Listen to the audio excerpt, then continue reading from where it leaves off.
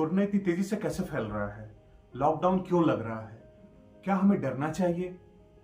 Corona की दूसरी लहर क्या है? डबल म्यूटेशन क्या है? वैक्सीन लेनी चाहिए या नहीं? और क्या अब हमें और सावधानी की जरूरत है? ऐसे बहुत सारे सवाल आपके और हमारे सभी के मन में उठ रहे हैं। नमस्कार दोस्तों, मेरा नाम है मयंक गुप्ता। लोगों के मन में बहुत सारे सवाल हैं, कोरोना से संबंधित, बीमारी से संबंधित, वैक्सीन से संबंधित, और बहुत सारी ऐसी जानकारियां हैं जो आपको, हमको, सबको होना चाहिए। इस वीडियो को अंत तक देखिएगा, शायद आपके सभी सवालों का जवाब आपको मिल जाएगा। 1 साल हो गया, फिर भी हालात नहीं बदले। 1 साल पहले किसी ने भी नहीं सोचा होगा कि फिर से वही हालात उत्पन्न होंगे। बहुत सारे विशेषज्ञ अलग अलग विचार बनाए हुए हैं, लेकिन ज्यादातर विशेषज्ञ इस बात पर एकमत हैं कि अभी जो कोरोना के हालात हैं उसका एकमात्र रीजन है कोरोना का नया स्ट्रेन, या उसको म्यूटेंट स्ट्रेन भी कहा जाता है। दोस्तों, आप लोगों को मैं बता देता हूं, दुनिया के अलग अलग हिस्सों में कोरोना ने अपने आप को नए रूप में बदलते हुए नए स्ट्रेन बनाए हैं। इंग्लैंड में यूके स्ट्रेन पाया गया है जो काफी तेजी से फैलता है। ब्राजीलियन स्ट्रेन, हमारे देश में ब्राजीलियन स्ट्रेन का सिर्फ एक मामला अभी तक देखने को मिला है। South African strain.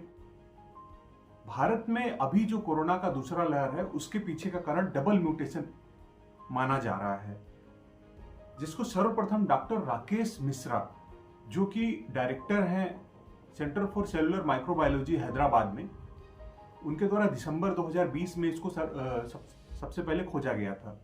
तो सवाल उठता है, डबल म्यूटेशन क्या है? तो इससे पहले मैं आप लोगों को बताता हूं कि वायरस की संरचना कैसी होती है। वायरस में 2 स्तर पाए जाते हैं। ऊपरी लेयर जो लिपिड की या वसा की होती है, और अंदर में जेनेटिक मटेरियल। ऊपर में वसा की लेयर और अंदर में जेनेटिक मटेरियल, आरएनए या डीएनए, एक धागा के समान होता है। वायरस में सामान्यतः आरएनए पाया जाता है, इसीलिए सैनिटाइजर का यूज किया जाता है जिसमें अल्कोहल होता है या साबुन से, तो उसकी बाहर की लेयर जो वसा की बनी होती है वो टूट जाती है और वायरस मर जाता है। इसीलिए साबुन या सैनिटाइजर से बार बार हाथ धोने के लिए बोला जाता है। भारत में जो डबल स्ट्रेन पाया गया है वो मुख्य रूप से अमेरिका के कैलिफोर्निया स्ट्रेन, जिसको L452R, और भारत का स्ट्रेन जो पुराना वाला स्ट्रेन है, दोनों के मिलने से एक नया डबल स्ट्रेन बना है। तो सवाल ये उठता है कि क्या यह तेजी से फैलता है? आंकड़े हमारे पास नहीं है, लेकिन विशेषज्ञों का मानना है कि यह पिछली बार से ज्यादा तेजी से फैल रहा है और लोगों को जल्दी इन्फेक्ट कर रहा है, और पिछली बार से लक्षण भी थोड़े से अलग हैं। कई सारे लोग ये भी सवाल उठाते हैं कि हमारे देश में कई जगहों पर कई लोगों को कोरोना पहले हो चुका है, अब दोबारा हो रहा है। बिल्कुल हो रहा है। वायरस ने अपने आप को बदला है, स्ट्रेन चेंज किया है, जिसकी वजह से यह फिर से होने की संभावना बनी हुई है। कोरोना की दूसरी लहर का प्रभाव पूरे देश में दिखाई पड़ रहा है। सवाल यह उठता है दोस्तों कि क्या अभी जो वैक्सीन है वह इस पर काम करेगी? तो इसका जवाब है हाँ, बिल्कुल काम करेगी। अभी भारत में निर्मित दोनों वैक्सीन इस पर पूरी तरीके से काम करेगी। लेकिन दोस्तों, मेरा मानना यह है कि अब वक्त आ गया है कि भारत को बाहरी देशों के वैक्सीन के लिए भी अपने दरवाजे खोल देने चाहिए, क्योंकि अभी जो दूसरी लहर है उसमें उसका एक स्ट्रेन यूएस का स्ट्रेन है, और फाइजर और मेडोना, वहां पे 2 कंपनियां हैं जो उस स्ट्रेन पर वहां पे काम कर रही हैं। कोरोना की पहली लहर और दूसरी लहर को हम लोग डाटा से समझने की कोशिश करते हैं, तब आप लोग को ज्यादा अच्छे से समझ में आएगा कि इन दोनों का इम्पैक्ट हमारे और आप में क्या पड़ रहा है। देखिए, जो कोरोना की पहली लहर है, आपको सभी को मालूम है कि भारत में 19 दिसंबर में पहला केस मिला था, और उसके बाद मार्च 2020 से भारत में कोरोना का प्रभाव बढ़ना चालू हो गया था, जो अपने पीक पर पहुंचा था 17 सितंबर 2020 को, जिस दिन एक दिन में सबसे ज्यादा भारत में केस पाए गए थे, लगभग 98,000। सितंबर 2020 से वह लगातार घटता गया, और इस साल 2021 में फरवरी तक काफी कम हो गया। पर दोस्तों, कोरोना की जो दूसरी लहर है अभी इस साल फरवरी मार्च 2021 से चालू हुई है, और अभी इसका पीक आना बाकी है। दोस्तों यहाँ पे एक डराने वाली बात यह है कि पुरानी जो लहर थी वह अपने पीक आने पे 100 दिन लगे थे और आज 11 अप्रैल 2021 को एक दिन में भारत में सबसे ज़्यादा 1.5 लाख केस मिले हैं और वो भी दूसरी लहर प्रारंभ होने के 50 दिन के अंदर ही। मतलब समझ सकते हैं कि वो पिछली बार से कितना तेजी से फैल रहा है। और दोस्तों एक बात और चिंतनीय है कि अभी इस लहर की दूसरी लहर की पीक आना बाकी है। आंकड़ों से यह क्लियर हो जाता है कि यह पिछली वेव की तुलना में ज़्यादा तेजी से फैल रहा है। अब बात करते हैं यह किन लोगों को प्रभावित कर रहा है। कोरोना की दूसरी लहर किस आयु वर्ग के लोगों को प्रभावित कर रही है। दोस्तों कोरोना की पहली लहर 40 से 50 प्लस के लोगों को ज्यादा प्रभावित की थी, परंतु कोरोना की दूसरी लहर में ज्यादातर प्रभावित होने वाले लोग 18 से 40 वर्ष के बीच में हैं। ऐसा नहीं है कि इससे ज्यादा उम्र के लोग प्रभावित नहीं हो रहे हैं या इन्फेक्टेड नहीं हो रहे, वो भी हो रहे हैं, लेकिन संख्या 18 से 40 वालों की ज्यादा है। आप हॉस्पिटलों में आईसीयू में डॉक्टरों से पता करिए, 18 से 40 वर्ष की आयु के बीच के लोग ज्यादा देखने को मिलेंगे। पहली लहर के समय गवर्नमेंट ने, और अभी आप लोगों को पता भी होगा कि 1 मार्च से 45 से ऊपर लोगों को वैक्सीनेशन के लिए अलाउ किया गया था। क्यों? क्योंकि पहली लहर का प्रभाव था। अभी 18 से ऊपर सभी लोग खतरे में हैं।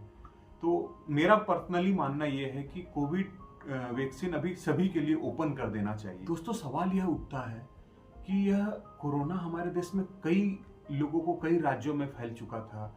कई सारे लोगों को तो पता भी नहीं चला था। कई लोग म्यूटेंट हो गए थे, कई लोग हर्ड इम्यूनिटी गेन कर लिए थे, फिर भी क्यों हो रहा था? क्यों? क्योंकि कोरोना सिर्फ हम ही नहीं, कोरोना भी स्मार्ट होता जा रहा है। कोरोना अपने आप को चेंज कर रहा है।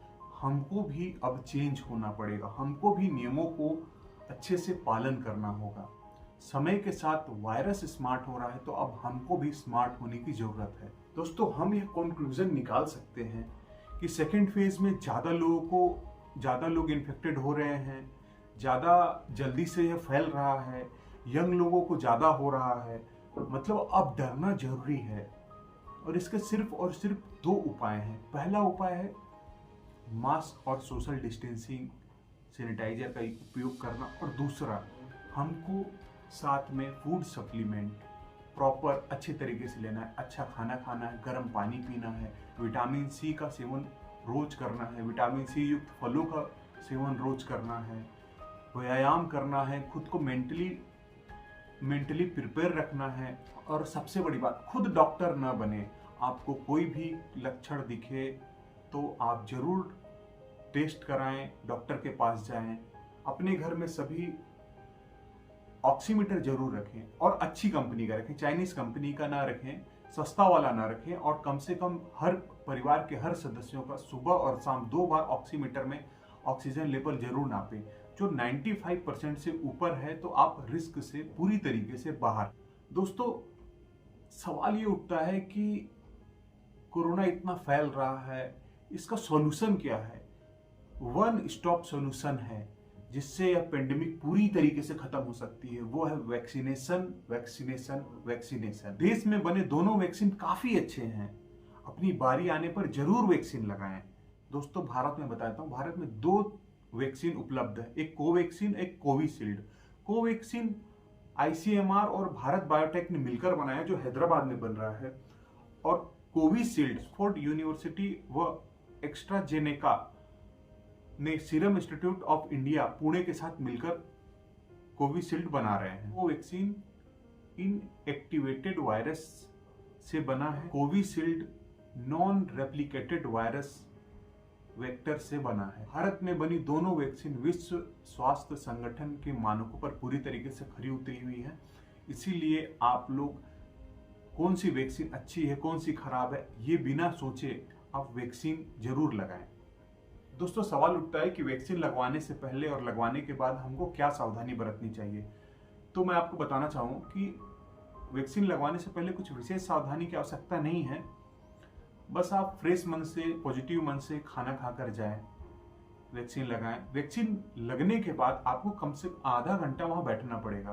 अगर आपको कुछ लक्षण आते हैं तो अगर फीवर, दर्द, तो वो 1-2 दिन में ठीक हो जाएंगे। कुछ गंभीर लक्षण आता है तो आप डॉक्टर से सलाह जरूर लीजिएगा। बाकी ऐसा कोई डरने वाला बात नहीं है। दोस्तों, सवाल यह उठता है कि यह वैक्सीन अपना प्रभाव कब से दिखाना प्रारंभ करता है। तो बताना चाहता हूं कि कोविशील्ड और कोवैक्सीन दोनों के दूसरे डोज के 14 दिन बाद, अगर आपने पहला डोज लिया, फिर दूसरा डोज लिया और उसके 14 दिन बाद आप पूरी तरीके से प्रिपेयर होंगे कोरोना वायरस से लड़ने में, तब तक आप पूरी तरीके से खतरे में हैं। आप मास्क लगाना, सैनिटाइजेशन और सोशल डिस्टेंसिंग करना बिल्कुल ना भूलें। कोवैक्सीन का फर्स्ट डोज के बाद सेकेंड डोज 28 से 40-42 दिन के अंतराल में, और कोविशील्ड के फर्स्ट डोज और सेकेंड डोज के बीच में जो अंतराल है वो पहले 28 दिन का था, जिसको बाद में शासन ने बढ़ाकर उसको 42 से 56 दिन कर दिया है। आप लोगों को कैसे पता चलेगा कि आपको कौन सा वैक्सीन लगा है? तो आपने जब वैक्सीन लगाया होगा तो साइड में दाहिने तरफ ऊपर में लिखा होगा कि कोवैक्सीन है या कोविशील्ड है। आपको डरने या घबराने की बिल्कुल जरूरत नहीं है। आपको प्रॉपर जो नंबर आपने दिया होगा उस पर मैसेज आ जाएगा आपको। कुछ लोग अभी भी वैक्सीन लगाने में डर रहे हैं, तो मैं आप लोगों को बता देना चाहता हूं कि हमारे भारत के प्रधानमंत्री, हमारे छत्तीसगढ़ के मुख्यमंत्री और हमारे गृह मंत्री सभी ने वैक्सीनेशन करा लिया है। भारत में लगभग 10 करोड़ 15 लाख लोगों को आज तक टीकाकरण हो चुका है। मतलब कि टीका बिल्कुल सेफ है। आज 11 अप्रैल से 14 अप्रैल तक भारत में टीका उत्सव भी मनाया जा रहा है, जिसमें जो पात्र लोग हैं उनको अधिक से अधिक टीका लग सके, ऐसा प्रयास किया जा रहा है। साथ ही भारत ने 70 देश, विश्व के 70 देश के लगभग 5 करोड़ लोगों को अपना टीका निर्यात किया और उनको भी टीका लग चुका है। मतलब टीका पूरी तरीके से सेफ है। दोस्तों, सवाल यह उठता है कि जो पात्र हैं वो तो ठीक है, लेकिन टीका किनको किनको लगना चाहिए? तो देखिए, जो कोरोना पॉजिटिव हैं उनको टीका नहीं लग सकता, या जो ठीक हो चुके हैं तुरंत उनको भी टीका नहीं लगेगा। ठीक होने के कम से कम 14 दिन बाद आप कोरोना का टीका लगवा सकते हैं। आपको टीकाकरण केंद्र में सिर्फ आपको अपना फोटो आईडी या आधार कार्ड लेकर जाना होगा, और ऐसा बिल्कुल भी जरूरी नहीं है कि आपने पहला डोज जहां लिया है दूसरा डोज भी वहां ले। बस आपके पास टीका लगने के बाद जो रसीद प्राप्त हुआ था उसको रखना पड़ेगा। दोस्तों, कई लोग पूछते हैं कि रेमडेसिविर इंजेक्शन क्या है। दोस्तों, यूएसए की कंपनी ने हेपेटाइटिस बी के इलाज के लिए एक दवा बनाई थी, जो बाद में इबोला में भी काफी इफेक्टिव रही है। परीक्षणों से यह पाया गया कि कोविड में भी यह काफी कारगर सिद्ध हुई है। इसीलिए अभी आपने न्यूज में भी सुना होगा कि रेमडेसिविर इंजेक्शन की कई जगह काला बाजारी हो रही है, कई जगह मिल नहीं रहा है, लेकिन गवर्नमेंट ने पूरी तरीके से आश्वस्त किया है कि सभी को बराबर मिलेगा। छत्तीसगढ़ की स्थिति आप देख रहे हैं दोस्तों, ज्यादातर जिलों में लॉकडाउन लगा हुआ है। एक दिन में रायपुर में 3,500-4 हजार केसेस निकल रहे हैं, छत्तीसगढ़ में 10,000 से ज्यादा केस निकल रहे हैं। अब जरूरत है सावधानी की।